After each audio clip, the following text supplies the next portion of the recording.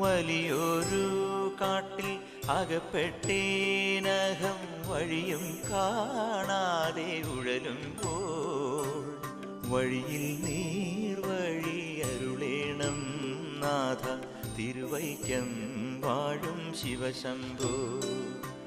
ശിവശംഭോ ശംഭോ ശിവശംഭോ ശംഭോ ശിവശംഭോ ശംഭോ ശിവശംഭോ ശിവശംഭോ ശംഭോ ശിവശംഭോ ശംഭോ ശിവശംഭോ ശംഭോ ശിവശംഭോ. എളുപ്പമായുള്ള വഴിയെ കാണുമ്പോൾ ഇടയ്ക്കിടെയാറു പടിയുണ്ട്. പടിയാറും കടന്നവിടെ ചെല്ലുമ്പോൾ ശിവനെ കാണാകും ശിവശംഭോ. ശിവശംഭോ ശംഭോ